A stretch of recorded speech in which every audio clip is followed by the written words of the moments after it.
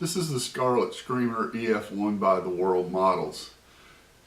As you can see, it's solid red except for the bottom. The stabilizer and the wing are white on the bottom. The World Models is now producing two EF1s. They have a silver one called the Outrageous that has a more swept back fin and a different hatch, but the rest of the airplane is the same. I've done a video for the Outrageous and it's pretty detailed. I'm not going to go into nearly as much detail in this video.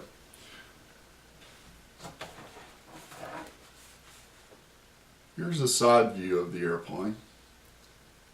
It's based on the classic cassette, and the cowl slides right over the battery compartment. The ESC can go up under the battery compartment. The hatch comes right off. It has a spring-loaded pin that fits into this hole.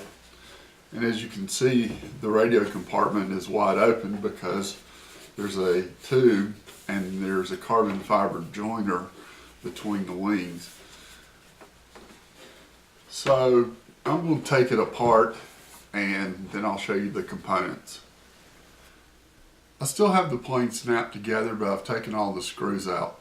And the first thing I'm going to show you is the tail assembly. The fin and rudder bolt on. There are screws that come in from the bottom of the fuselage and go through holes in the stabilizer, and there's a key at the front of the fin assembly that goes into a slot, so you can remove the stabilizer to repair it or replace it, or to ship the airplane, which is kind of nice. The cowl, as I showed earlier, just comes off.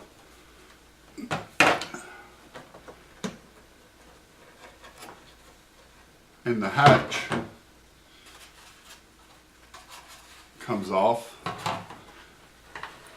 The wing panels are held in place by two screws on each panel, and there's a carbon fiber joiner that goes in the tubes in the wing. I didn't take the landing gear off, but the landing gear mounts with two screws and then the cowl slides over it.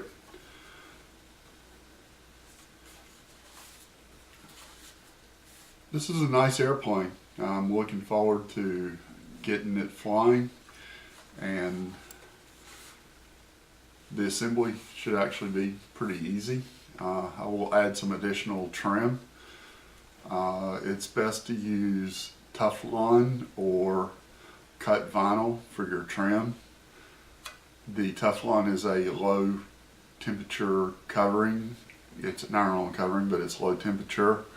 And putting Teflon over Teflon is the easiest thing you can do. You can probably use some other coverings, but I always use Teflon over Teflon. In the wing panel, you can see that there is a opening for a servo. The wing openings are sized for high-tech HS85 size servos. It's a 2-screw servo. The wing is pretty thin where the servo goes, so you'll need to use a smaller servo than a mini in the wing.